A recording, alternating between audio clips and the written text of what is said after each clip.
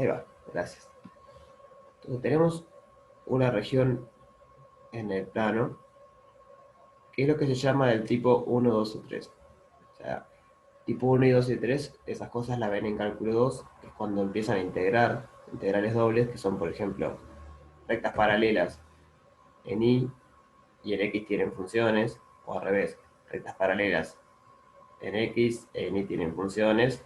Ese sería tipo 1, tipo 2, tipo 3 sería la mezcla de las dos. O sea, función, función, función, función.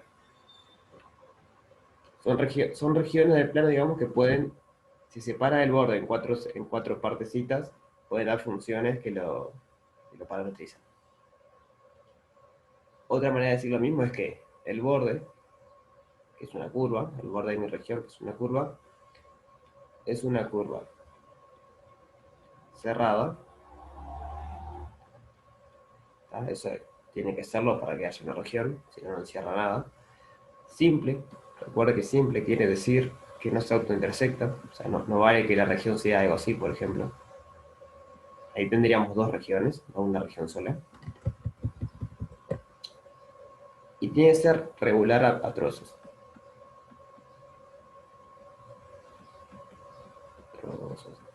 Recuerden que regular era que la derivada de la norma no se anula o que la derivada no se anula, que es equivalente, y geométricamente era que no tenía vértices. Y pedirle que sea trozos, y bueno, le permitimos que en algunos puntos tenga vértices, o sea, que en algunos puntos la derivada se anule, pero en el resto no. Por ejemplo, un cuadrado.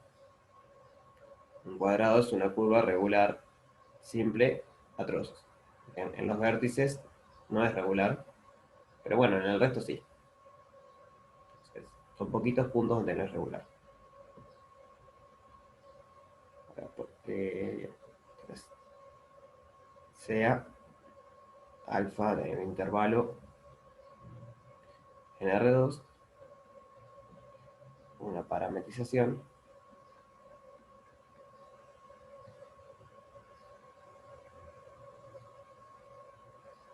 inyectiva en A, B abierto. Lo de B abierto recuerden que es porque las curvas cerradas, entonces justo donde empieza y termina no es inyectiva, pero en el resto sí. Entonces tenemos una parametrización del borde.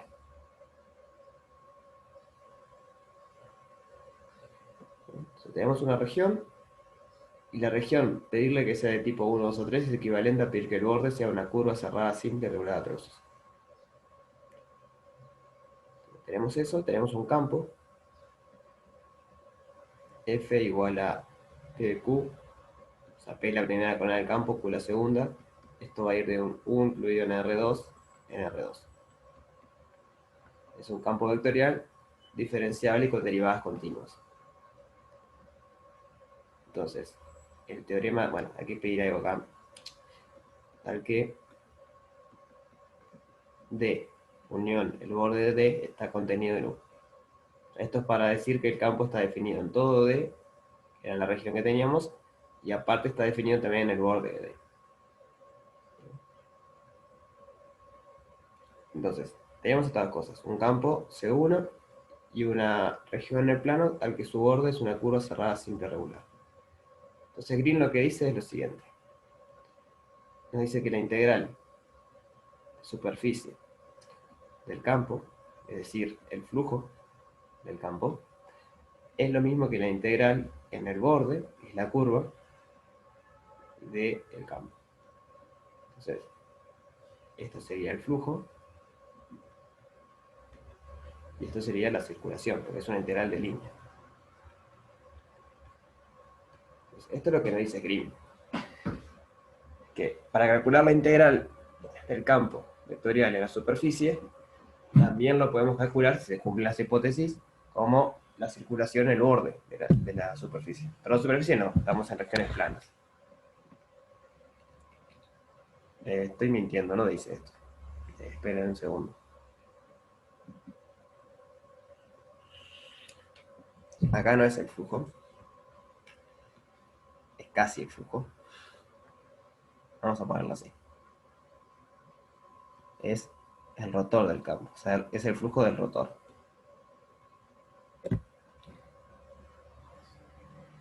Y esto es la integral en S de Q sub X menos Q sub P sub Y.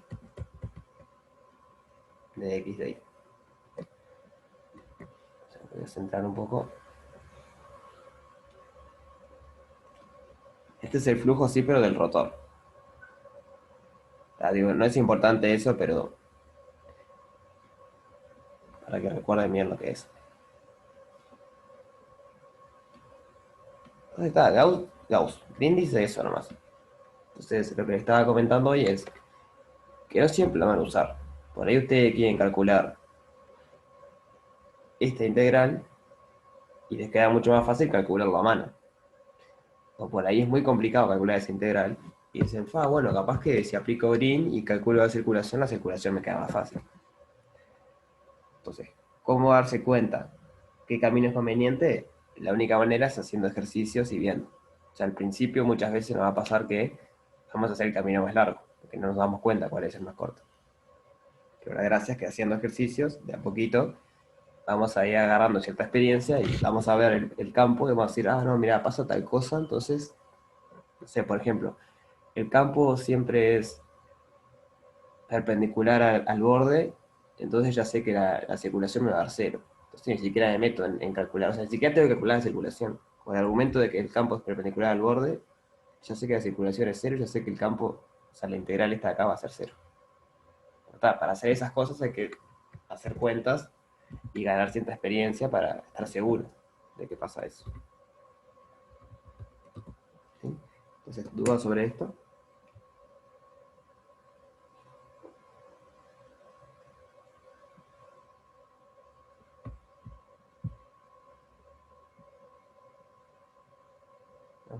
Entonces, veamos un ejemplo.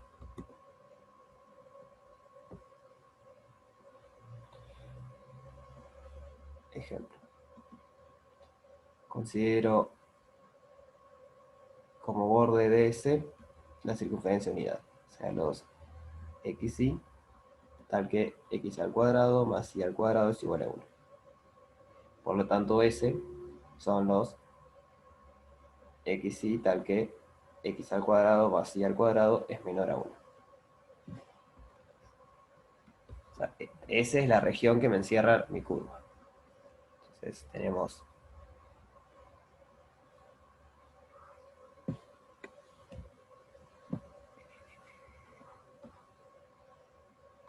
lo rojo sería el borde de S y lo azul va a ser S.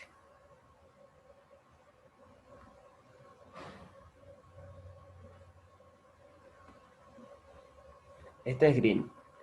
Stoke es muy parecido a green, con la salvedad que Stoke es para superficies y green es para superficies pero planas, superficies que están en R2, o sea, pedazos de plano. Y Stoke te lo generaliza para superficies, o sea, cosas que están curvadas, ya sea una esfera, lo que sea. Es la misma fórmula, solo que uno lo usas en el plano y otro lo usas en R3. O sea, green si querés es un caso particular de Stoke.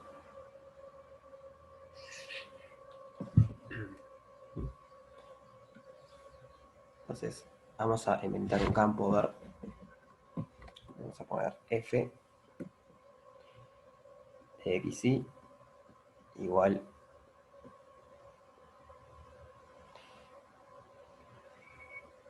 y x.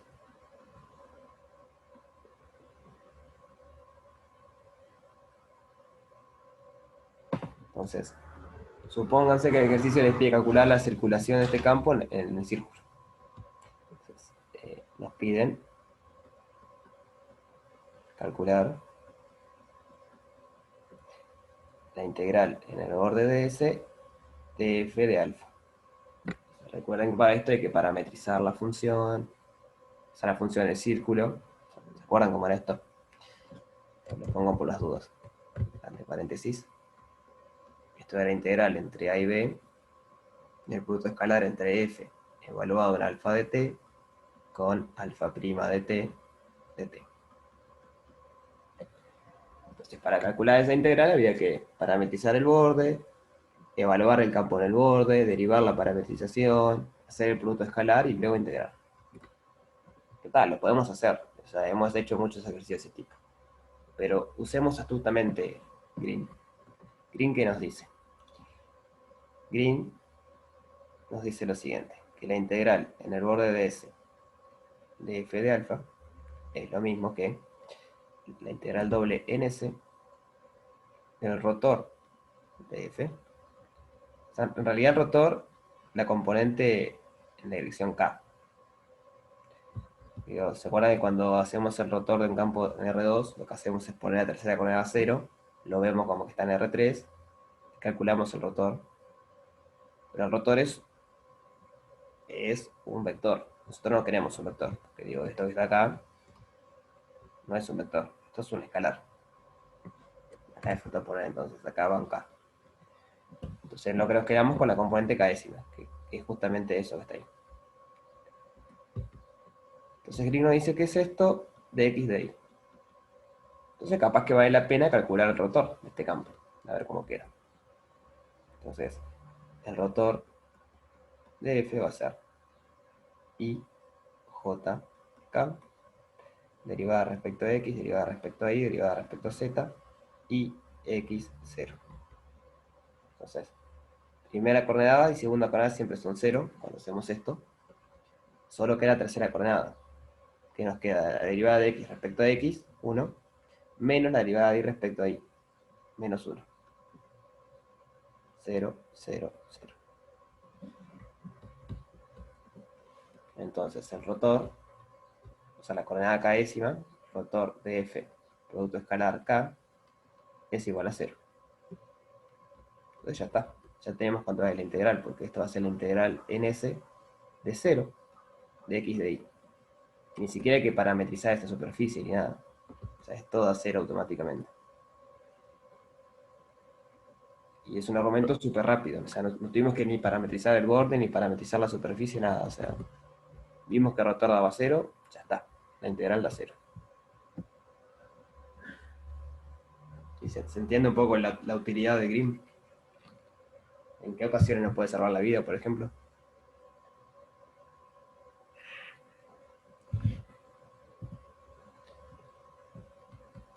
Profe, ¿te animás a repetir lo del versor K que no entendí? Bien, lo que yo digo que Green te dice que esto de acá es igual a la circulación. Pero eso de ahí es la componente K del rotor de X.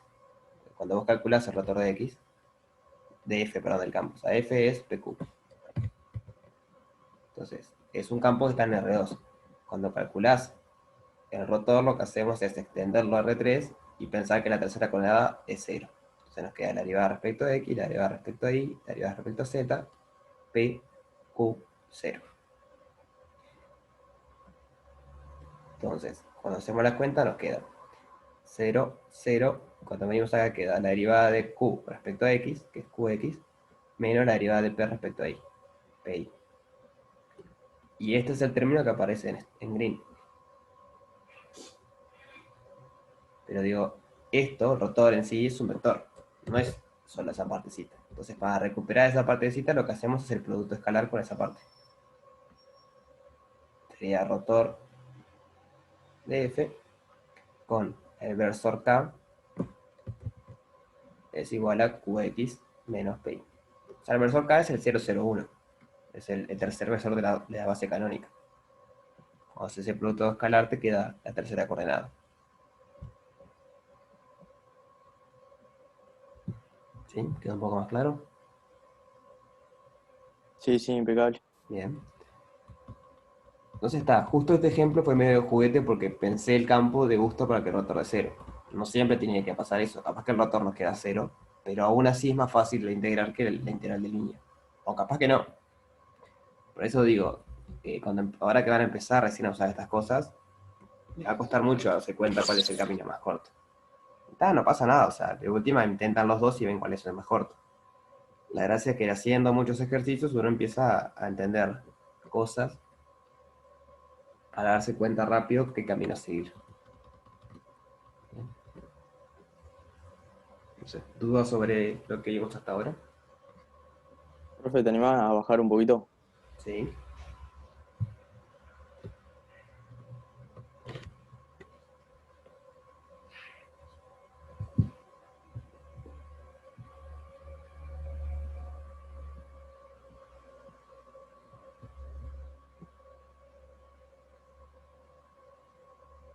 ¿Listo? Sí, sí. Bien. Entonces, veamos una aplicación clásica de esto, que justamente es el ejercicio 1 del práctico 9. El ejercicio 1 del práctico 9 nos dice, usando el teorema de Green, calcular el área dentro de la elipse y nos da la ecuación de la elipse. X al cuadrado sobre al cuadrado más y al cuadrado sobre el cuadrado igual 1. Entonces, queremos calcular el área de esa elipse usando el teorema de Green. Entonces, práctico 9,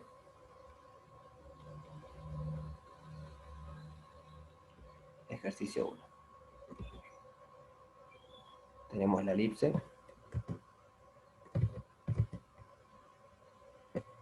que tiene ecuación, son los x y, tal que x al cuadrado sobre a al cuadrado más y al cuadrado sobre b al cuadrado es igual a 1. O sea, es la frontera de la región. Esta sería la curva nuestra. Vamos a hacer un dibujito de lo que es. O sea, no sabemos bien si está estirada en la vertical o en la horizontal, porque no sabemos si A es mayor que B, pero bueno, el dibujo va a ser algo así.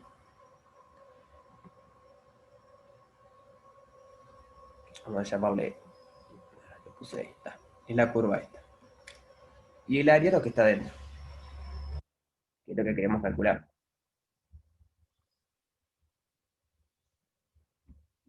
Entonces, hagamos un poquito de memoria cómo calculábamos en cálculo 2 área de regiones en el plano. ¿Se acuerdan cómo era?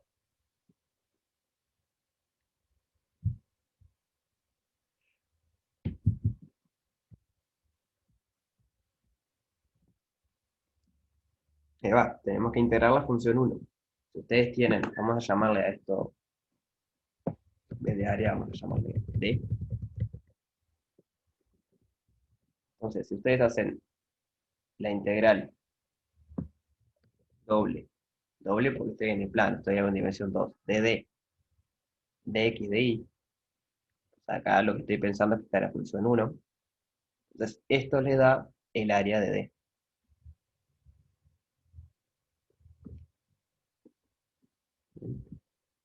Entonces, la pregunta es, ¿cómo vincular esto con el teorema de Green? Voy a poner acá abajo el teorema de Green de vuelta. El teorema de Green les dice que la integral en D de Qx menos Pi de X de Y es igual a la circulación en el borde de D del campo de alfa. Acá lo que estoy pensando es que el campo es PQ. Entonces queremos usar esta fórmula que está abajo, que es Green, para calcular el área esa.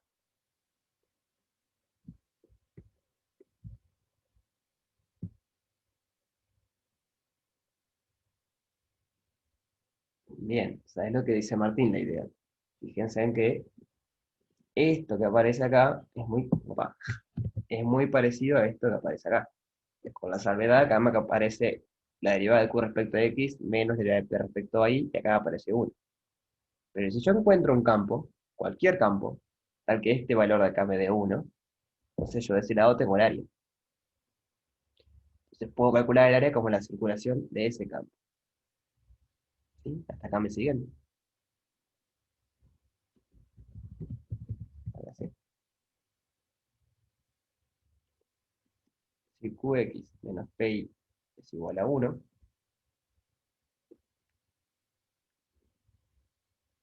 entonces la integral doble en D de Qx menos Pi de X de Y es el área en D. Por esto va acá arriba. Cuando integramos la función 1, nos queda el área. ¿Estamos de acuerdo en eso?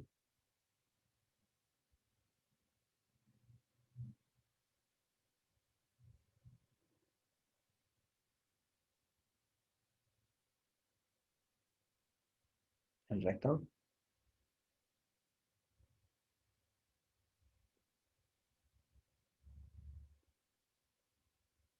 Sí. Bien. Entonces lo que tenemos que hacer es calcular, eh, calcular, ¿no? O pensar o encontrar un campo que tenga rotor, digamos, la tercera componente del rotor igual a uno. Entonces, hay infinitos campos así, ¿no? Porque cualquier campo que sea de la forma F igual, no, vamos a ponerlo así, Ni N más 1 X, este sería mi P y este es mi Q. O sea, cualquier campo así no sirve, porque la derivada Q sub X es N más 1, P sub I es igual a N, por lo tanto, Q sub X menos P sub I es igual a 1. Entonces podemos tomar valores de N ahí adentro y ver qué pasa. Ahora, hay un estándar, digamos, un campo estándar para hacer esto que es el siguiente. Es F de XY igual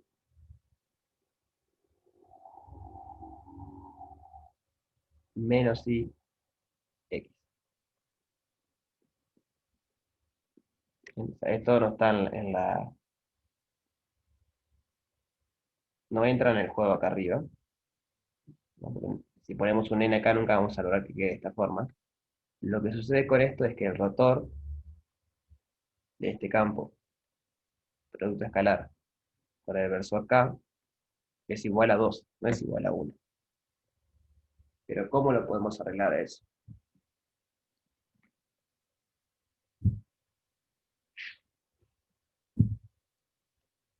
Nosotros necesitamos que ese valor del rotor de F, producto escalar por el versor K, sea 1.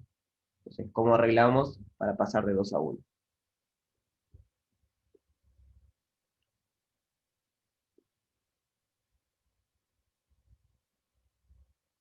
Ahí va, dividimos entre 2. Que recuerden que tanto el producto escalar como el rotor es tomar derivadas.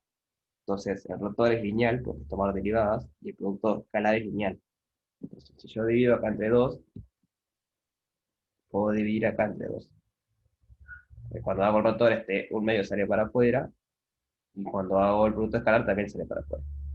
Y ahí se me tic, tic, se me van los medios. Entonces, acá lo que tengo que poner es sobre 2, y acá sobre 2.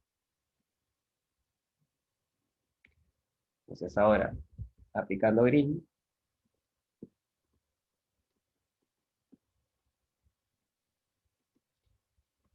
la integral doble de,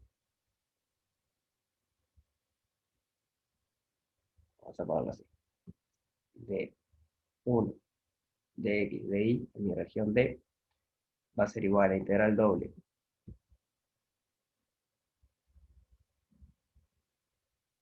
de P menos Q sub X menos P sub Y. Y hay que poner un factor acá. Okay. Q sub X es un medio. No, está bien, queda así. Q sub X menos P sub Y da 1. Pero esto no es otra cosa que, por Green, un medio de la circulación en el borde de D del campo este. Se puede escribir como X de Y menos Y de X. Recuerden que esto era el producto escalar entre menos Y X con alfa prima de T. O sea, cuando ustedes ponían el dt acá, podían agruparlo así. Entonces, esa es la fórmula estándar para calcular algo usando Green. Es la que van a encontrar en los libros seguramente. Usar este campo, que está acá. Yo quiero que entiendan que también pueden usar cualquier combinación así que les dé uno. O cualquier. O sea, lo importante es que la componente késima rotor les dé uno. No importa el campo que ustedes encuentren. Puede ser feísimo el campo, siempre que dé uno va a funcionar. O que dé una constante, entonces derivan entre esa constante. Pero dividen entre esa constante. Ahora, la gracia es tomar campos fáciles, para que las cuentas sean más fáciles. O sea, por lo general, este campo es bastante fácil de integrar.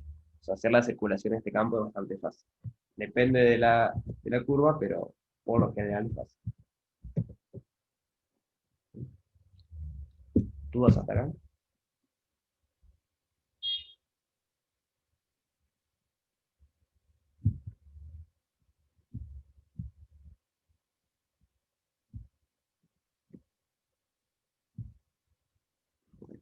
observen lo siguiente, que hay una fórmula para el área de la elipse, ¿bien? Que de hecho la pueden demostrar, cuando hagan esto van a demostrar cuál es la fórmula.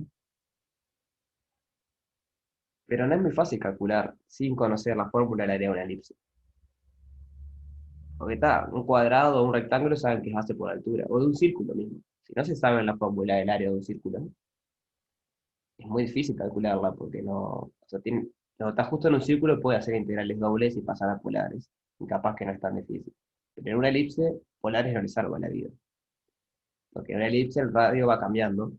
Entonces el dominio de integración cuando pasa a polares no le queda cuadrado, queda tipo un triángulo, algo raro ahí. Entonces hay que hacer un par de cosas más. Y ni hay que hablar de cosas más complicadas. En las notas de Marco creo que está un ejemplo que es algo así. El área de una forma así. O sea, ahí no hay cambio de variable que te valga, que te salve si querés hacer la integral doble. Porque esto no lo salvas con nada. Si quisieras integrarlo al modelo estándar, sería, o sea, de la manera clásica, tendrías que parametrizar esta función, integrar este cachito, parametrizar esta función, integrar este cachito, y así. Ahora, usando Green, les alcanza con integrar algún campo interesante, por ejemplo este que está acá abajo, el canónico este, en el borde, nada más. Y eso es mucho más fácil de calcular. Bien. Entonces, esta es una de las grandes utilidades que tiene el Green. Pueden calcular áreas de formas muy raras en el plano, siempre y cuando el borde sea una curva simple, cerrada y regular a trozos.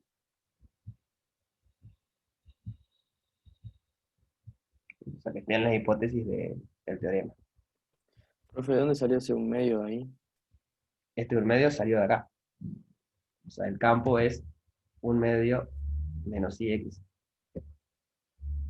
Bien, bien. Eso era para que el rotor, digamos, no diera 1. O sea, en realidad, este medio sería acá sobre 2 y acá sobre 2, pero lo saqué de rotor común.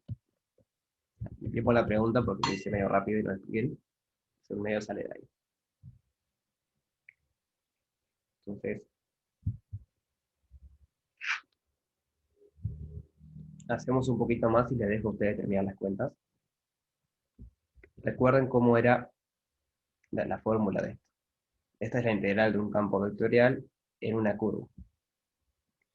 Entonces, un medio por la integral en el borde de D, de x de y menos y de x, es un medio en el borde de D de y menos x con alfa prima. Bueno, a ver, f evaluado en alfa de t con alfa prima de t, en donde f de xy es menos ix.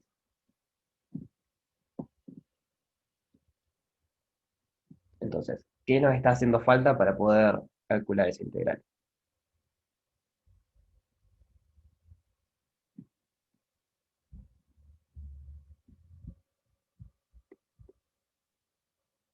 Y va a parametrizar el borde. Bueno, en este caso es bastante, no sé si fácil, pero bastante visual parametrizarlo porque tenemos la ecuación que cumple. ¿Cómo hacemos para parametrizar una elipse? Si se acuerdan,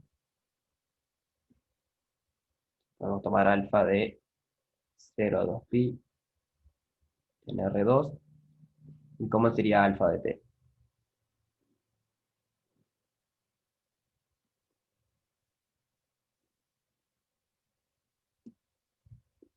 Si no se acuerdan cómo es, piensen un poquito, a ver si no ocurre. No es nada del otro mundo. Bueno, se ve que Martino lo pensó rápido, se acordaba. Es esa la respuesta. Es a por coseno de t, b seno de t. Para chequear eso, hacer la cuenta. O sea, esto sería x, esto sería y. Entonces, x al cuadrado sobre a al cuadrado más y al cuadrado sobre b al cuadrado es otra cosa que coseno al cuadrado de t más seno al cuadrado de t. Y esto es igual a 1. Entonces, cumple la ecuación. Algo que me olvidé decir en green y que es muy importante, lo escribí arriba, es cómo orientamos la curva. A ver, ¿dónde estaba? Acá. Entonces, la curva cerrada, no sé qué, y acá le ponemos orientada positivamente. Eso es el sentido antihorario. Positivamente. Si ustedes las orientan al revés, lo único que va a pasar es que acá le va a aparecer un signo de menos. Si ustedes la orientan al revés. Y digo, es importante. Porque por más que el resultado esté bien, el no darse cuenta que la está orientando al revés pesa. En un parcial, por ejemplo, pesa. Porque no están chequeando las hipótesis que teorían. Bien. Entonces, si ustedes conocen la parametrización de una curva, que la parametriza en sentido horario, o sea, sentido negativo, digan eso. Bueno, como la curva está parametrizada en sentido negativo, acá me aparece un menos. O sea, no se quemen la cabeza, si no se dan cuenta, no se quemen la cabeza tratando de parametrizar en un sentido positivo. Porque lo único que cambia es que queda un menos. Pero tienen que decirlo. No es tipo tirar la ecuación y tal. Voy a agregar acá una observación. Sin dar espacio.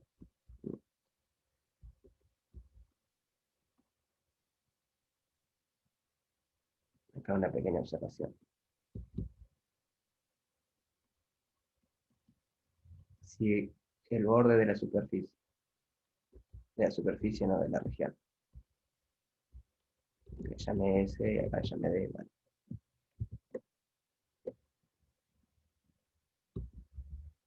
está orientada en sentido horario. Esto es lo que se llama orientación negativo. Esa H no va ahí, qué horrible.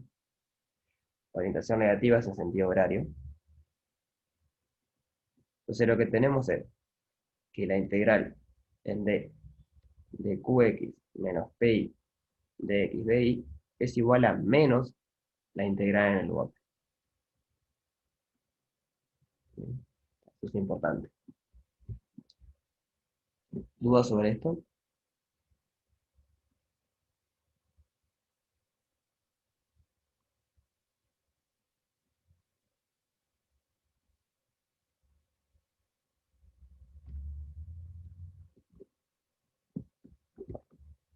Entonces la pregunta es, ¿esta parametrización que hicimos está orientada en sentido horario o en sentido antihorario?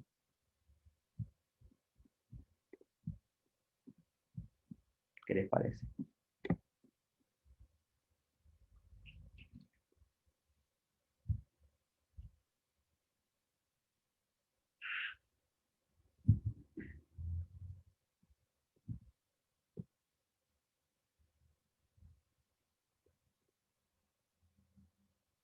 Antihorario. ¿Y cómo te das cuenta de eso, Martín?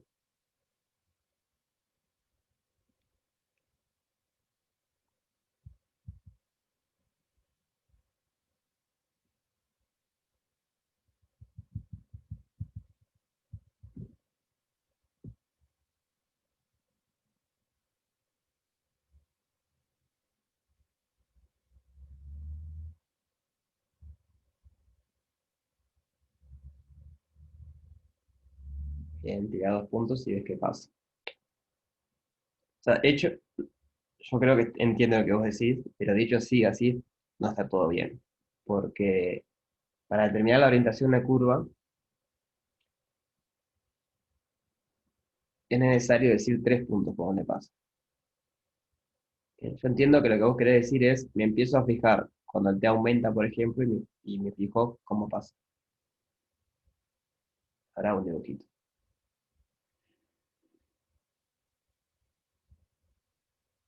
Si yo tiro 2 puntos, a ver, el negro acá, tiro este punto y este punto. Y yo digo, primero pasa por acá y después pasa por acá.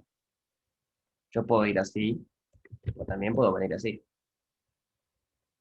Y ambas cumplen que paso primero por acá y después por acá. Entonces eso no me sirve. Tirar 2 puntos y ver para dónde pasa a priori no me sirve. Lo que habría que hacer es tirar 3 puntos. Entonces ahí sí, porque ahí la única manera es que venga para acá. no puede venir para este lado porque este tiene que pasar tercero. Esa es una manera de verlo. Tiran 3 puntos y ven qué pasa. Otra manera es, empiezan a aumentar el t y ven qué pasa. O sea, hacia qué lado se mueven. Por ejemplo, en t igual 0 está en este punto. Porque el seno vale 0, así que la coordenada ni vale 0. El coseno vale 1, o sea que estoy en A, que es el máximo. A medida que yo aumento el t, lo que empieza a pasar es que el coseno empieza a ir a 0 y el seno empieza a ir a 1. Entonces, a medida que aumento el t, empiezo a mover para allá. Bueno, está. Después, una vez que sé un cachito para dónde se mueve, después es igual. O sea, no puede cambiar la orientación. Esa es otra manera de verlo. Entonces, o tiran 3 puntos y ven, o se imaginan que el tiempo está avanzando y se fijan para qué lado se mueve. Se fijan como que hay una partícula, o sea, piensan que hay una partícula acá que se mueve según esto, entonces al aumentar el tiempo, ¿para qué lado se mueve? Así que bien, efectivamente está parametrizada de tal manera que la curva queda orientada en sentido antihorario. Entonces no tenemos que usar el menos. Es el teorema de Green-Green, digamos. Están las hipótesis. Lo voy a poner por acá abajo. Alfa de t era a coseno de t, b seno de t. Entonces, por ejemplo, alfa prima de t es menos a seno de t, b coseno de t. Luego, f evaluado en alfa de t, recuerden quién es f. F está ahora. Es, la primera coordenada viene menos i, o sea que viene menos b seno de t, y en la segunda coordenada viene x, o sea que viene a coseno de t. ¿Sí? Entonces ahí tienen todo para hacer el cuento. Calculen, o sea, hagan la cuenta, hagan el producto escalar, integren, y van a llegar al área de la elipse, que es la siguiente. El área de la elipse es a por b por pi al cuadrado. Al cuadrado no, por pi.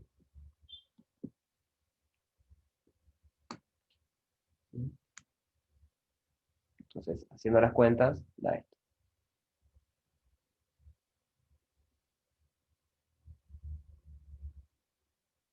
Dejo las cuentas, no queda casi nada en las cuentas, es hacer el producto escalar e integrar. Se los dejo para que practiquen un poco eso. ¿Dudas sobre esto?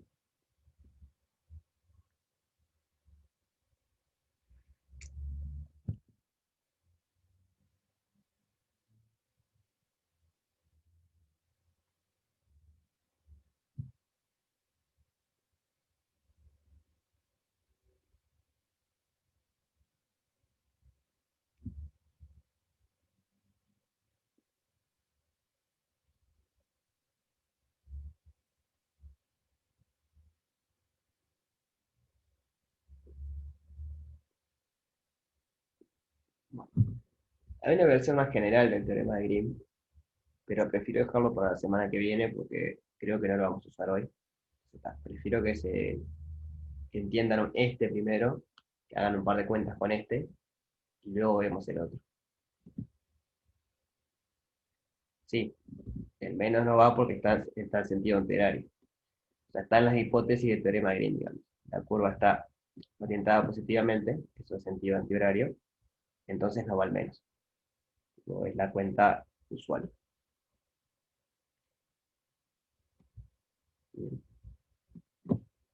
Justo en este caso era fácil de arreglarlo si nos quedaba un menos, porque sabemos que el área tiene que ser positivo.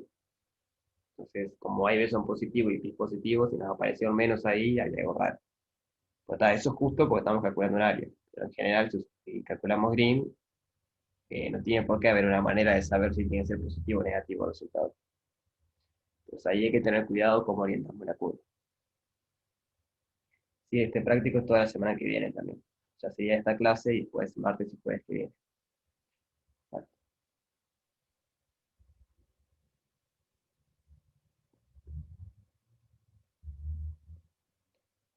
Entonces, el teorema de Green que lo vemos la semana que viene, el tema gris más extendido, más general, es la misma fórmula, solo que para regiones más amplias. Porque vieron que este es para regiones del tipo 1, 2 o 3, que era que el borde es una curva cerrada simple regular. Ahora, el green general lo que le sirve es para dominios más así, que sea algo así, que acá le falte un pedazo, que acá le falte otro. Entonces, en esta región también vale green, con ciertos cuidados. Pero bueno, eso lo vemos la que viene. Si quieren, están las notas si les interesa verlo, si no, lo vemos la que viene. O sea, acá el borde no es una curva de lugar simple, porque el borde es todo lo de afuera y este es cachito de adentro. Entonces, de hecho, son tres curvas el borde, no es una curva. Entonces, no entra dentro del teorema que vimos. Total, no se queme mucho la cabeza con eso. El martes que viene lo vemos.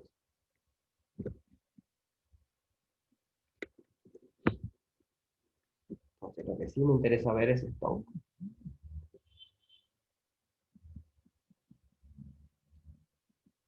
Stone, de vuelta, es muy, muy similar a Green.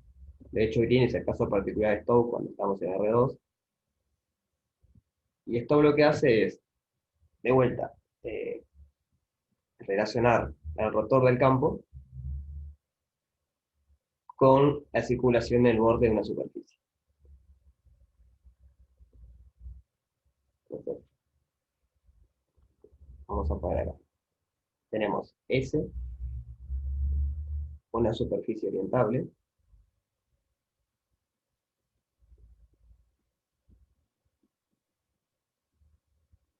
¿no? Y, poner en R3 es medio redundante porque toda superficie está en R3, por definición de superficie, pero bueno, lo ponemos.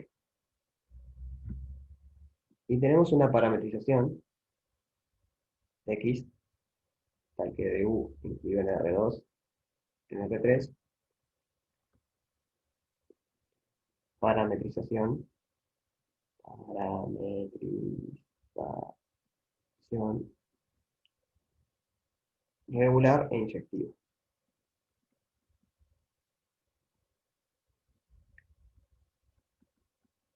Recuerden que regular era también geométricamente era que no había vértices y analíticamente era que, bueno, había varias maneras de verlo, una era que diferencia el sobreyectivo, otro que el producto vectorial de las derivadas les daba distinto del vector nulo, ejemplo, le phi, como veníamos poniendo hasta ahora,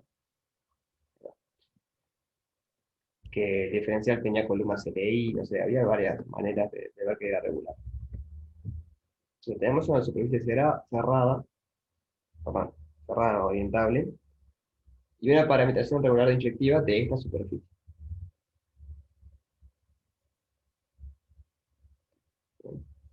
Entonces, lo importante acá es que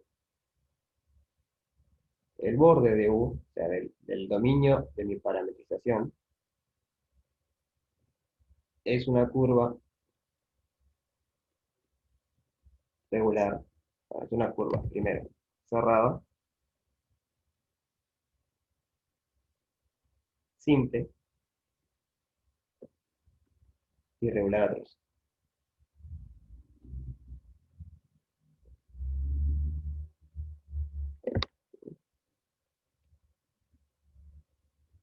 Entonces, lo que tenemos es lo siguiente, tenemos una superficie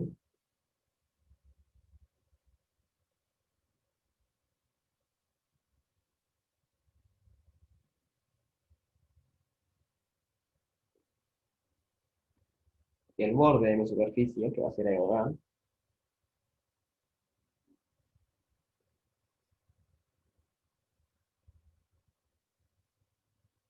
el borde sería esto azul de acá,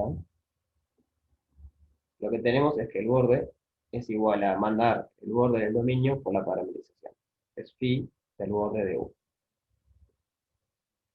Entonces, por eso le vamos a pedir que el borde de U sea una curva cerrada, simple y regular.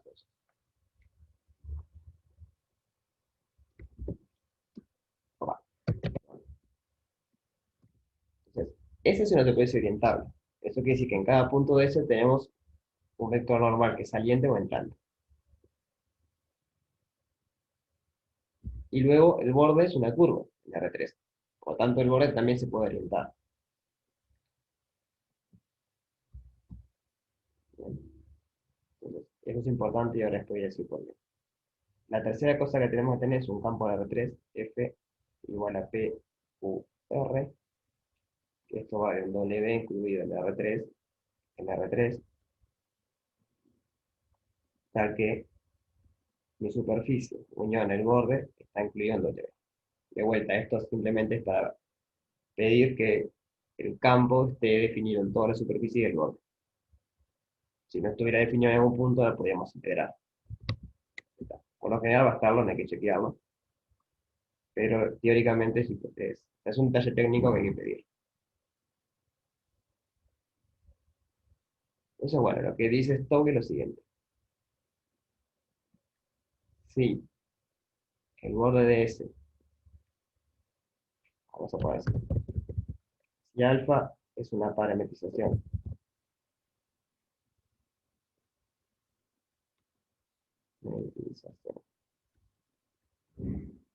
del borde de S con orientación compatible, ahora decimos que es eso,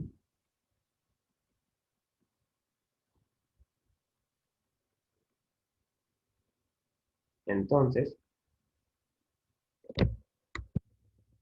la integral doble en S del rotor de F, ahora simplemente el rotor, ¿bien? No es el rotor con la componente KS, sino el rotor de S, es igual a la circulación en el borde de S del campo.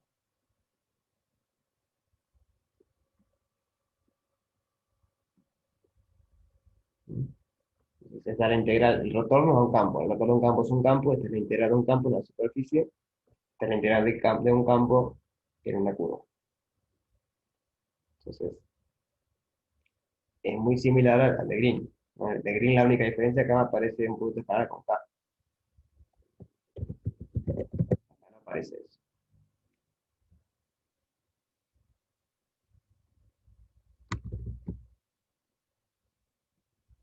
Según el que explique sea el campo. Eso siempre, si no, no podemos. O sea, el rotor nadie te asegura que existe.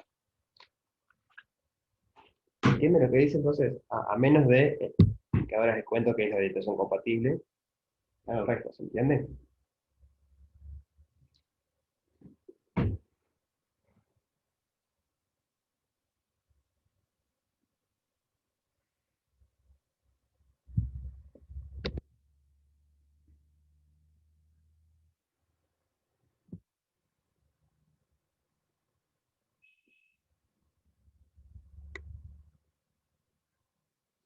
No escriben nada ni dicen porque están pensando o porque se entiende. Si están pensando, digan y lo repito o le digo para que lo piensen.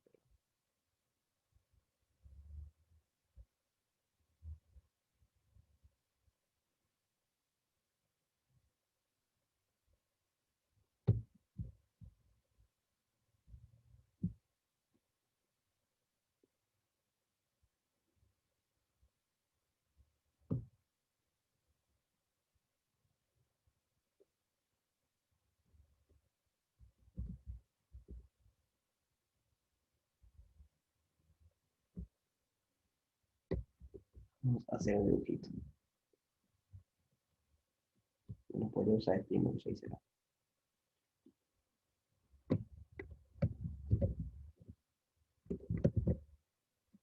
Nosotros, por alguna razón, quisiéramos poder calcular la integral del rotor de un campo en una superficie.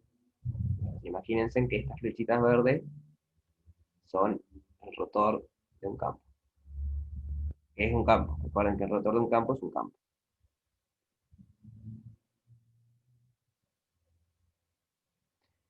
Entonces, lo que nos dice esto es que calcular el flujo de ese rotor, recuerden que el flujo era la integral doble, o sea, la integral de superficie del campo, es lo mismo que calcular la integral de línea acá abajo.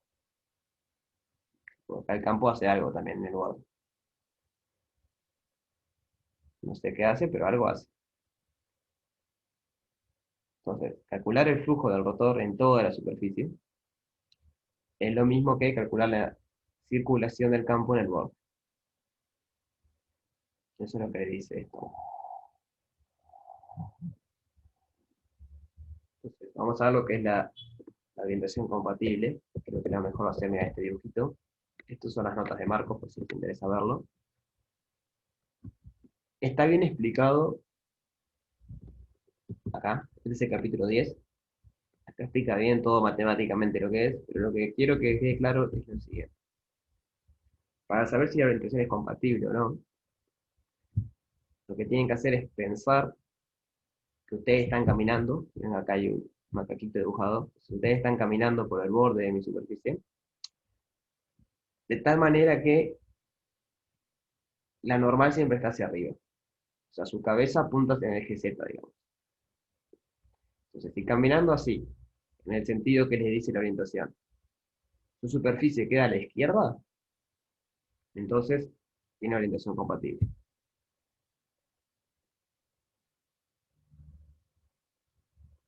¿Sí? ¿Se entiende un poco?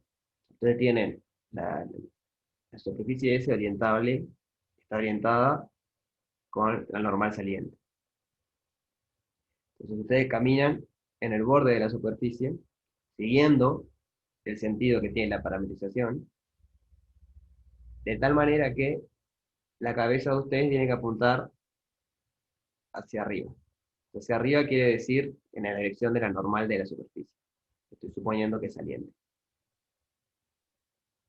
Entonces, la orientación de la curva es compatible si cuando ustedes caminan así, la superficie queda al lado izquierdo de ustedes.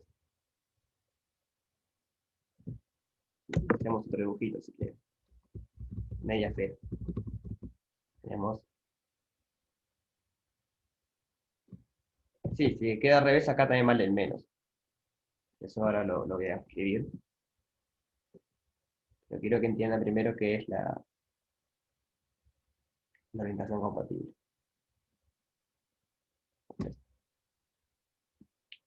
En la superficie tenemos normal saliente.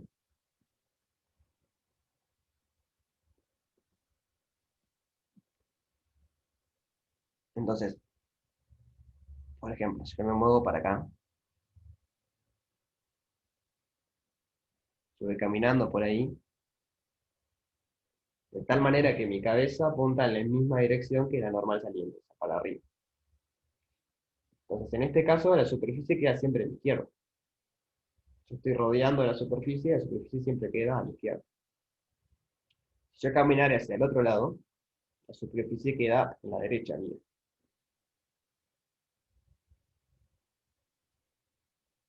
¿Sí? ¿Se ve eso?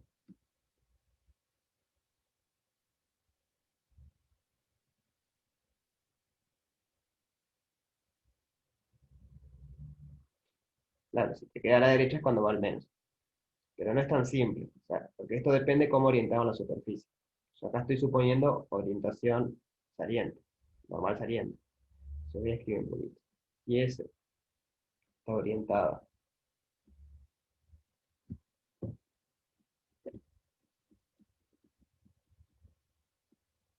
con normal saliente.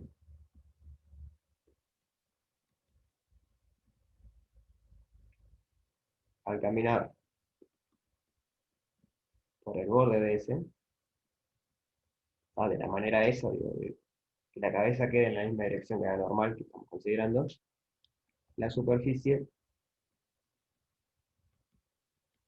debe quedar a la izquierda.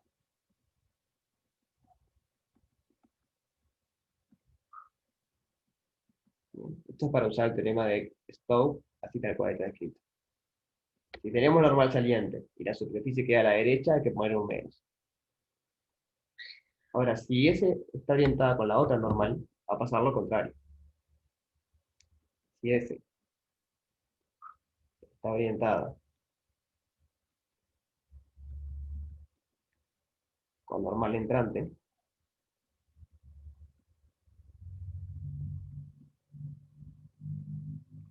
al caminar por S, va a caminar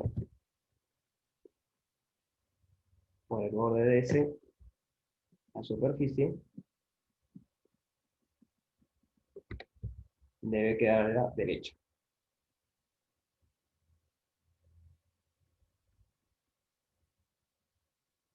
Por lo general, se acostumbra a orientar la superficie con normal saliente. Pero bueno, no quiere decir que siempre sea así. O sea, ustedes tienen dos orientaciones posibles, saliente o entrante. Entonces, para usar el teorema todo tan cual, sin poner un signo de menos, sin nada, tienen que tener en cuenta estas dos cosas. Depende de cómo está orientada la superficie, es cómo tienen que orientar el borde.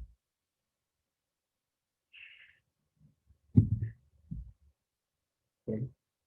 Y bueno, si lo orientan al revés, le queda un menos. Que no importa dónde lo pongan, digo, lo pueden poner acá o lo pueden poner acá. Da igual. Pero queda un menos ahí.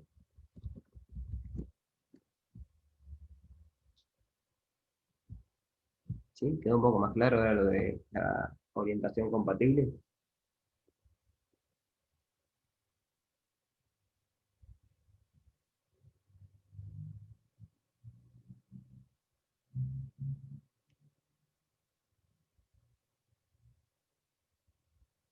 Bien,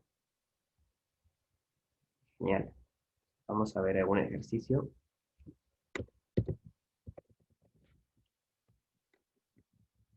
El ejercicio 2 ya están en condiciones de poder hacerlo. Es, o sea, lo podrían haber hecho en el práctico anterior, de hecho. Bueno, el anterior, en verdad. Porque tienen un campo en el plano y les pide calcular la circulación a lo largo de cualquier curva que une dos puntos. Entonces la gracia es ver si usando green queda más fácil la cuenta.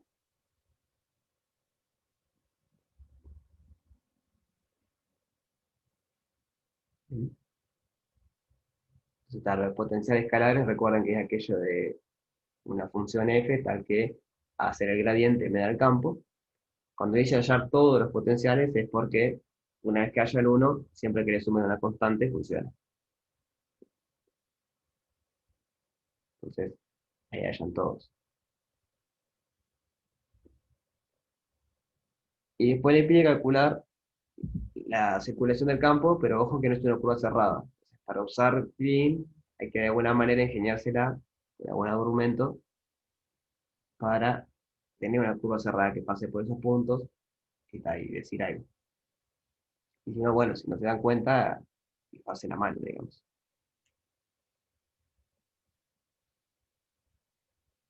Bien.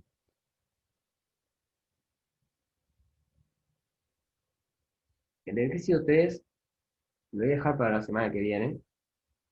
Si quieren y tienen ganas, piénsenlo, está muy bueno, interesante, pero es un poco pesado. Y me interesa más que ganen un poco de intuición sobre cómo funciona Green antes de meterme en eso. Pero bueno, si alguno lo quiere intentar, está más que bienvenido a intentarlo. No lo voy a leer porque es larguísimo, pero digo, si llegan a tener dudas de letra o algo, pregunten en el EO o manden un mail y le respondemos. Si no, igual lo vemos el martes o el jueves que viene.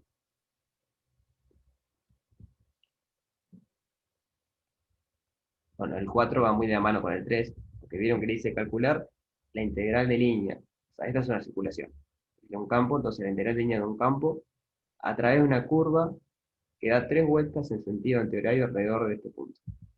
Y aparte da 2 vueltas en sentido horario alrededor de este punto. Entonces, para entender por qué tiene sentido decir que la curva, o sea, describir la curva así, y no decir quién es la curva, simplemente que pasa eso, hay que hacer un poco del ejercicio 2, 3. ¿Recuerdan lo que es una homotopía? La habíamos visto cuando definimos conjuntos simplemente conexos.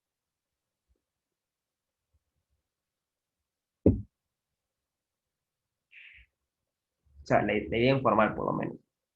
No la definición de homotopía, sino lo que significaba geométricamente.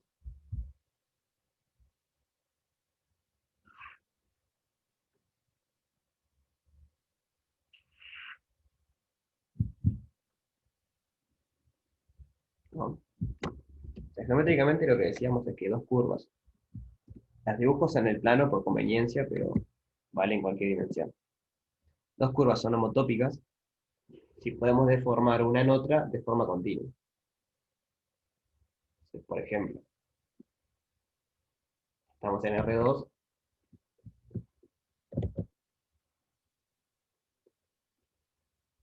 imagínense que ese punto no está, o sea, llámale X, entonces nuestro espacio es R2 y en el punto X. Si yo tengo una curva acá cerrada cualquiera, y tengo otra curva acá, vamos a ponerle alfa y gamma, lo que pasa es que estas curvas no son homotópicas, porque yo no puedo llevar de alfa a gamma continuamente. O sea, continuamente implica que no la puedo cortar a la curva. Porque nunca voy a poder pasar de tener el punto afuera a tener el punto adentro.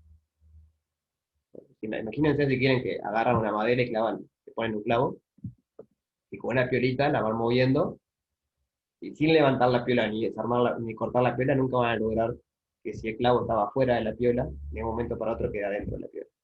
No puede. Lo que tienen que hacer es levantarla, pues ahí están trabajando en R3. Están saliendo de una dimensión. Solo moviéndonos en el plano no van a poder. ¿Sí se entiende el ejemplo?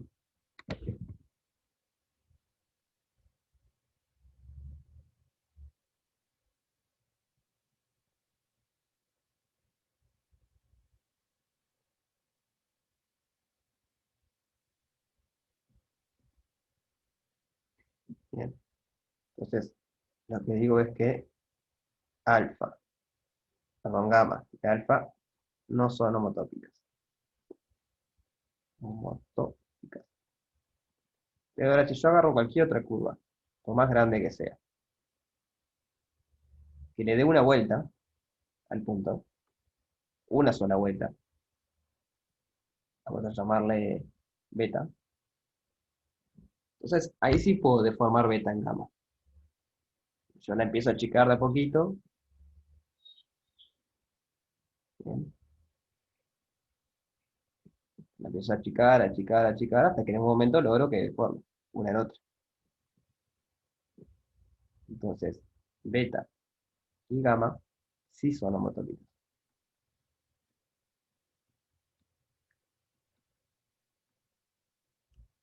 Entonces, lo importante acá es que le da una vuelta. O sea, le da la misma cantidad de vueltas que le da gamma. Si beta diera dos vueltas, entonces tampoco funciona. Porque estamos en el mismo problema. Piensen en el clavito y tiene una curva que le da una vuelta y le da dos vueltas. Entonces, ustedes de alguna manera quieren que le dé una vuelta sola, pero para eso tienen que pasar esta parte de acá, la tienen que pasar para este lado. Y no pueden porque se les genera un nudo acá. Entonces, cuando empiezan a mover la piolita, acá se les aprieta el clavo. Nunca van a poder pasarla para el otro lado. Entonces, como que no puede desenredar a esa curva. Entonces, lo interesante que tiene el teorema de Stokes y el de Green es que es invariante por homotopías. Si ustedes tienen dos curvas homotópicas, el teorema de Green le da lo mismo en ambas curvas. Eso es en parte lo que se prueba en el ejercicio 3, que por eso no quise meter mucho porque hay que hacer un poco de matemática y un poco más pesada. O sea, están en condiciones de hacerlo, con lo que vieron en teórico lo pueden hacer.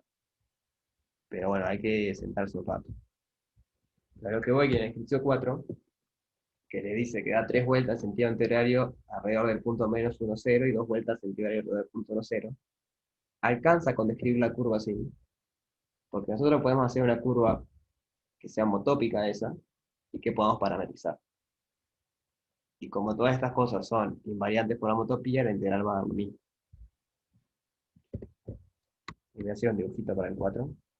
Esto es una propiedad súper interesante, porque a priori no tendría por qué ser cierto. Pero bueno, lo es y eso nos salva la vida.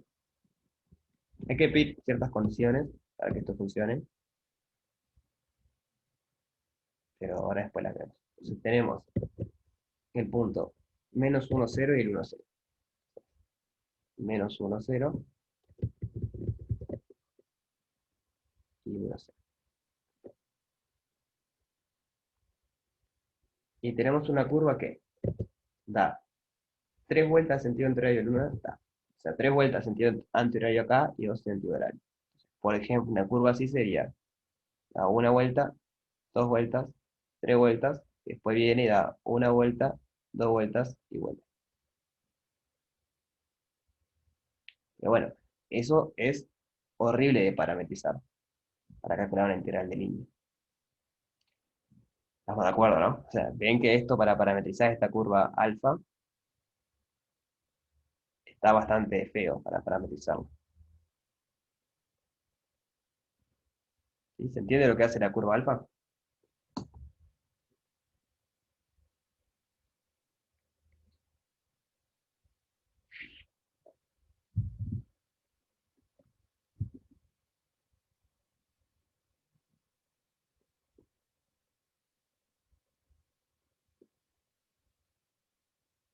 ¿Sí? Bueno, y yo acá dentro de todo le dibujé bastante linda, porque la curva alfa podría ser algo así. Es una curva cualquiera, que da 3 vueltas anterior allá y 2 vueltas acá. Y sería más difícil de parametrizar. La gracia, que como es invariante por homotopía, ustedes acá pueden agarrar y me dicen, bueno, hago así, así y así. Le doy 3 vueltas a este, después me vengo para acá, le doy 2 vueltas en sentido horario a este y después vuelvo. Y eso sí lo pueden parametrizar. Entonces, lo importante de que sea invariante por homotopías es que la integral en el camino verde y la integral en el camino rojo, que le voy a poner gamma, da igual. Entonces, vamos a poner aquí la integral de línea, o mejor dicho, la circulación de un campo, la circulación de un campo es invariante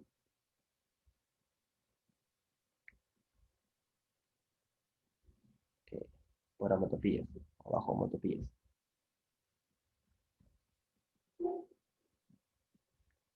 Bajo ciertas hipótesis.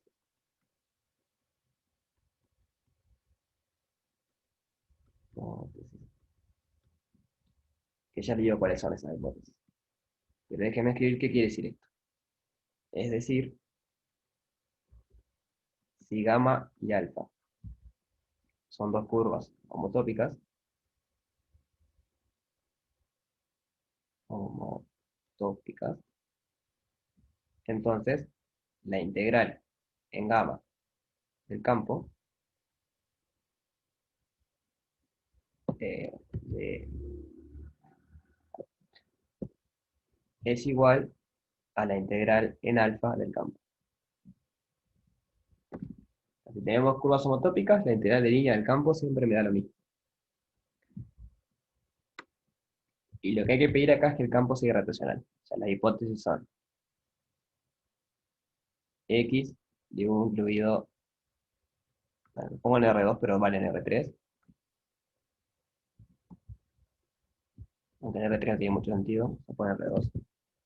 C1 e irracional. O sea que rotor vale 0. Y rotación.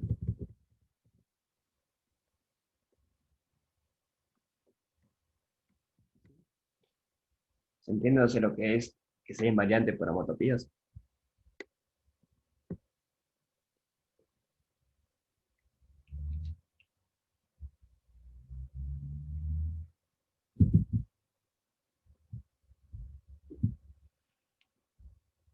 Observación importante, no, esta integral no tiene por qué dar 0, porque si el campo es irracional, pero si mi dominio como el de arriba le falta un punto, el dominio no es simplemente conexo. Entonces recuerden que campo irracional implica integral 0, o sea, en realidad implica que es de gradientes, si solo si el dominio es simplemente conexo. Entonces, si fuese simplemente conexo, ya sabemos automáticamente que la integral de línea en cualquier curva va a dar 0, porque el campo es de gradientes, y cuando integramos un campo de gradientes en una curva cerrada, da 0. El tema es que ahora no estamos en dominio simplemente conexo. Entonces esas integrales no tienen por qué valer 0. Digo, no tienen por qué ser gradiente ese campo. ¿Bien? Lo que sí tenemos es que si agarramos curvas homotópicas, la integral da igual.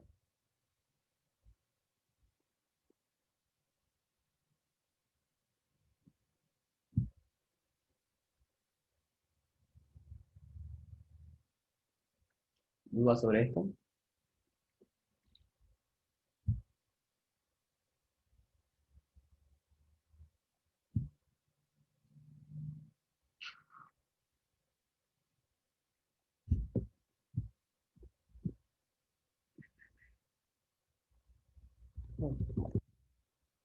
Eh, Voy a tratar en lo que me quede tiempo hacer este ejercicio para mostrarle cómo funciona. Entonces, me voy a olvidar de quién es el campo, que en realidad ustedes saben integrar. O sea, el campo es este. Ustedes saben integrar campos siempre y cuando conozcan la parametrización. Entonces, me voy a concentrar en hallar la parametrización. Lo importante es entender eso, que cualquier curva que me dé 3 vueltas en sentido antihorario alrededor del punto menos 1, 0, y 2 vueltas en sentido horario alrededor del punto 1, 0, me va a servir para calcularlo. Entonces, la gracia es elegir una curva que sea conveniente. La más conveniente es esta, tomar circulitos alrededor de los puntos y unirlos. Ese otro dibujo, grande.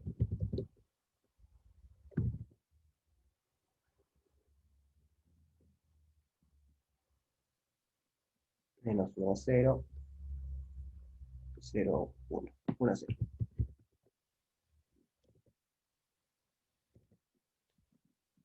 Por ejemplo, ¿cómo podemos parametrizar una circunferencia en el centro menos 1, 0? De radio que quiera, vamos a ponerle, no sé, radio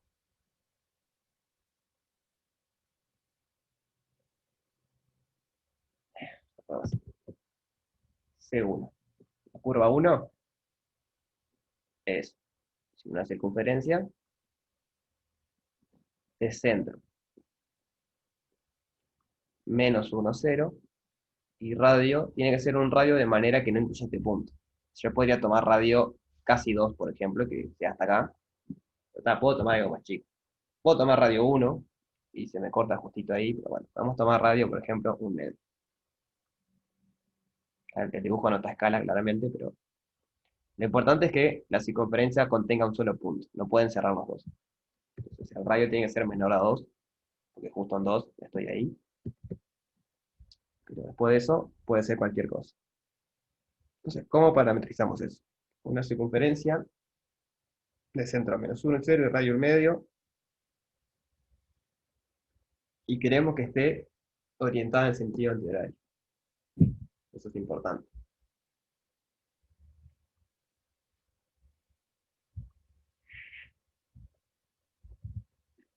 Vamos con una pregunta más fácil.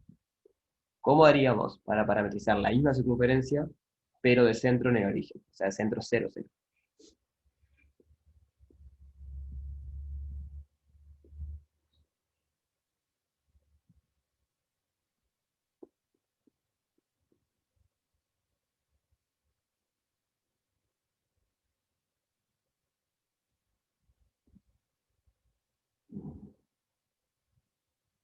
¿Tiene la pregunta?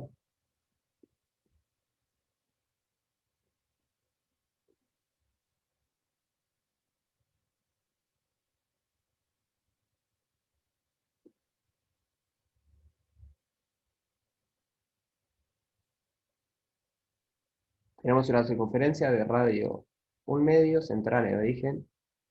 Ahí va. Bien, lo que dice Bruno está bien, salvo por el radio. Esa que pusiste está parametrizada así en sentido antihorario, pero tiene radio 1.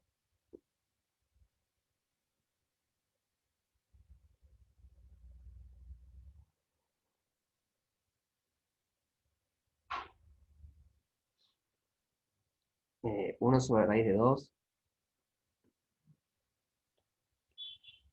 No, o sea, entendí la idea, pero es un medio nomás. Ahí va. Entonces, mezclando lo que dice Bruno y Martín, tenemos coseno de t, 1 medio seno de t. O sea, para ver que esto está bien, lo que hacemos es elevar al cuadrado a cada cosa. Nos queda 1/4 coseno al cuadrado de t más 1 medio seno al cuadrado de t. Esto es, perdón, un cuarto. Esto es un cuarto. O sea que tenemos que x al cuadrado más y al cuadrado es igual a un cuarto. Y recuerden que esto acá es el radio al cuadrado. Y efectivamente tenemos una circunferencia centrada en el origen de radio 1 medio.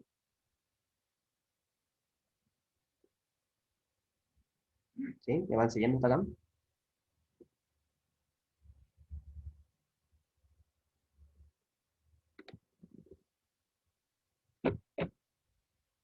Voy a ponerlo ahí que eso es el radio. Cuando quieren modificar el radio, simplemente ponen acá el radio. Bueno, ahora, antes de trasladarla y todo, bueno, la podemos trasladar. O sea, para trasladarla hay que sumarle algo. Y lo que hay que sumarle es este vector. Es el vector que me lleva el origen a ese punto. O sea, que hay que restarle, o sumarle, mejor dicho, menos 1, 0. ¿Sí? O sea, cuando ustedes suman un vector, lo que hacen es trasladar todos los puntos a ese. Entonces, como está centrado en el origen y ustedes quieren que tenga centro menos 1, 0, lo que hacen es sumarle el vector menos 1, 0. O sea que en definitiva la parametrización es 1 medio coseno de t menos 1, 1 medio seno de t.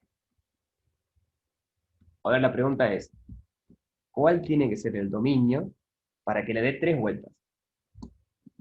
Porque queremos que le dé 3 vueltas a ese punto.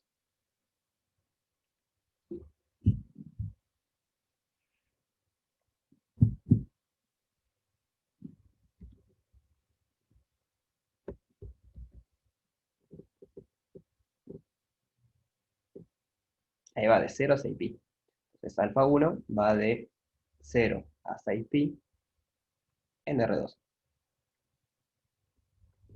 Entonces acá parametrizamos la curva C1 en sentido anterior y de manera que le dé 3 vueltas. Bien, tenemos una parte de lo que queremos.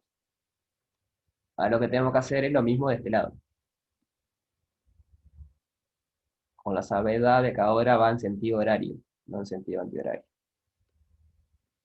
Entonces, aclaraciones. El radio puede ser cualquiera menor a 2, pero podemos tomar un medio, de vuelta. Podemos tomar cualquier cosa entre 0 y 2, pero un medio no sirve.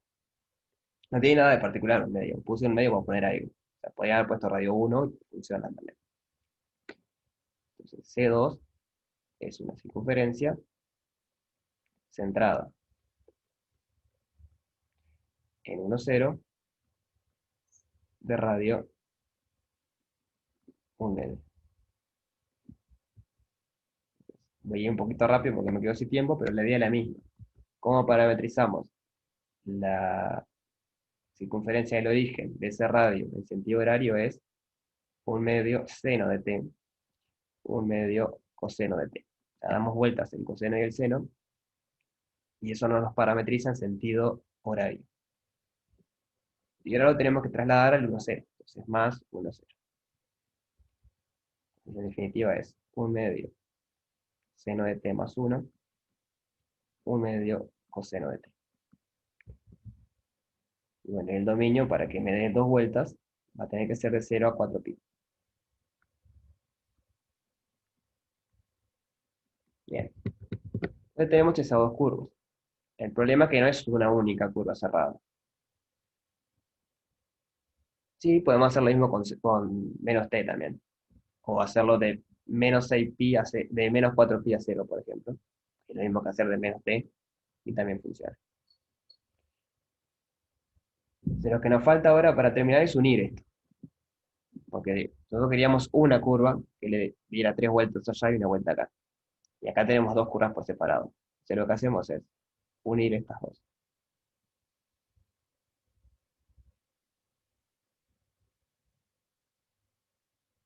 Entonces, por ejemplo, si empezamos en ese punto,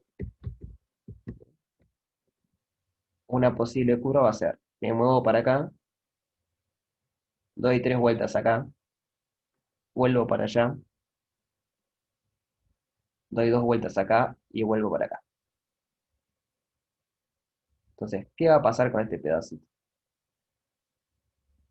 cuando lo integremos? Fíjense que yo fui, vine y fui de vuelta para allá. O sea, fui para acá, después fui para allá, después vine para acá.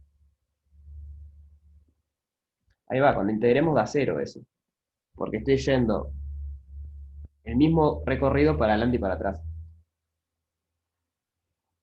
¿Bien? Entonces, no va a importar cuando integremos eso. O sea, lo podemos interparametrizar, pero ya tenemos el argumento de como estamos recorriendo el mismo camino en ambos sentidos, la integral va a ser.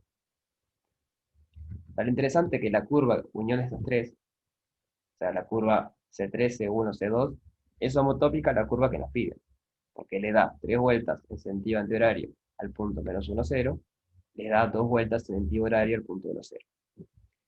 Entonces, por la invariancia de homotopías, sabemos que la integral en la curva C, cualquier curva C, del campo, va a ser igual a la integral en la curva 1 del campo con de alfa 1 más la integral en la curva 2 del campo de alfa 2 más la integral en la curva 3 del campo de alfa 3. Pero ya sabemos de antemano que esta va a dar 0.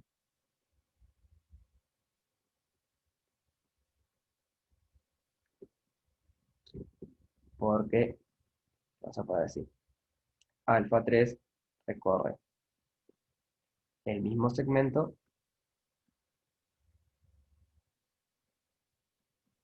en ambos sentidos.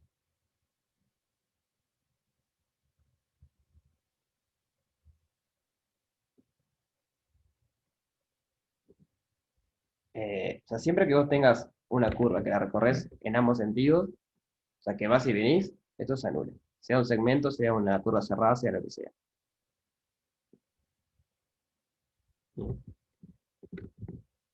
Eso es un resultado general de lo siguiente, que cuando vos parametrizás esto, por un lado tenés una parametrización así, no, acá. O sea, ese es el argumento que estoy usando. Como va y viene, va a dar 0. Entonces, muy curioso lo que está pasando. Y depende cómo lo parametrices al ejercicio. Yo lo que te digo es que vos tenés que estar atento a eso. Si vos estás recorriendo para adelante y para atrás el mismo segmento o la misma curva, se te va a anular. ¿Ah? O sea, eso siempre pasa, no importa quién sea el campo, no importa si es gradiente o no. Siempre que vos recorras una curva para adelante y para atrás, se te va a anular. Entonces, lo que quería decir es que es muy loco lo que está pasando, porque si se fijan, nosotros en principio teníamos esto, tipo la curva verde, una curva horrible que no sabemos ni qué es. Lo único que sabemos es que le da 3 vueltas en sentido antihorario al punto menos 1, 0, y le da 2 vueltas en sentido horario al punto 1, 0. Es lo único que sabemos de la curva. Bueno, y que es cerrada, y simple y todo lo que quiera, pero después de eso es lo único que sabemos. Y al final termina quedando dos integrales por separado de una circunferencia, dado 3 vueltas acá, y una circunferencia dado 2 vueltas acá. O sea, no interesa cómo fue la curva, cómo es. Para las infinitas curvas que hay, lo único que importa es cuánto integra en un círculo que encierra solo un punto y cuánto integra en otro círculo que encierra otro punto. O sea, un círculo o cualquier cosa. Elegí un círculo porque es fácil de parametrizar. Podrían haber puesto un cuadrado, un rombo, lo que quieran. Lo importante es separar en dos curvas que encierran cada uno un punto. Claro, por lo general el círculo es fácil de parametrizar, entonces tomamos círculos, pero el resultado vale si acá hubiésemos tomado cualquier cosa. Si acá hubiésemos tomado una curva cualquiera que solamente encierra este punto, el resultado también vale. Pero es complicarse el pedo porque después hay que parametrizar esa curva. El círculo es lindo. ¿Se entiende la idea entonces?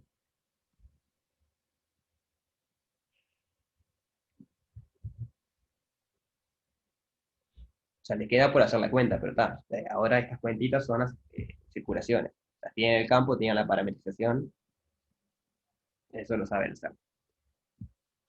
El ejercicio 2 va por estos lados. Si lo quieren, el 2 no, perdón, el 3. Si lo quieren pensar, o sea, lo vamos a ver el martes, pero si lo quieren pensar, va por estos lados. Van en usar la invarianza por homotopías y ver que si tenemos una curva que encierra puntos, alcanza con calcular eh, en circulitos cuántas vueltas le dan cada punto. Es un resultado, capaz que no le sorprende, a mí siempre que lo veo me sorprende ese resultado, porque de vuelta, pasar una curva cualquiera, que no sabemos cómo, ni siquiera sabemos cómo parametrizarlo, y poder calcular simplemente la integral en dos círculos, que haya una igualdad, es tipo un golazo, nos salva la vida mal. O sea, esto es mucho más simple el cálculo de hacer esto que andar parametrizar esa curva. Imagínense a la gente cuando quería hacer esto antes y no existía este teorema todavía, que lo tenía que hacer a huevo, digamos, parametrizar la curva y bueno, parejate. Entonces, es realmente una herramienta muy potente, que está bueno tenerlo en mente.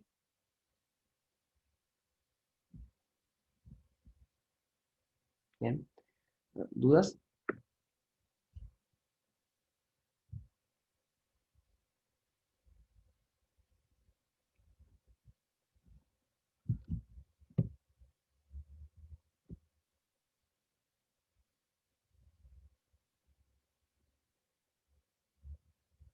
Bueno, una aclaración con lo que dice Bruno.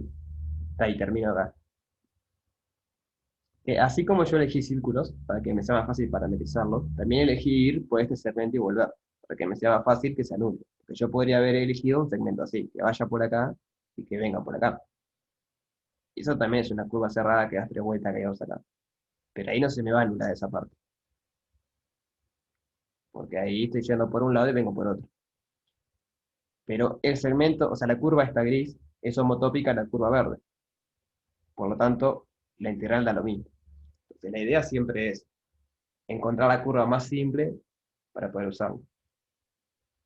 Claro, o sea, usar esta curva gris es quemarse la cabeza.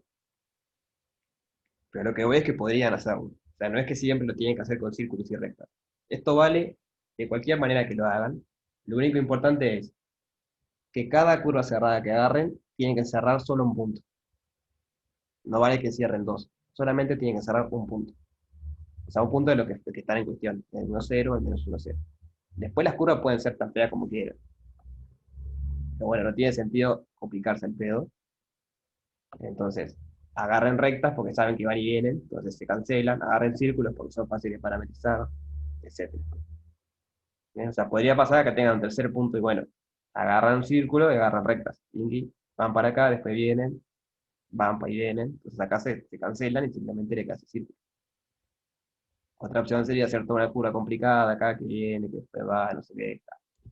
Es horrible el cálculo, le va a llevar 300 horas más hacerlo y el resultado va a ser el mismo. O sea, la matemática está para hacer las cosas fáciles. Siempre el argumento es el argumento del vago, hacer las mínimas cuentas posibles. Entonces, bueno, hay que pensar un poquito a ver cuáles son las curvas que mejor nos sirven. Ya, y terminan siendo estos casos así. Bien, bueno, ¿dudas?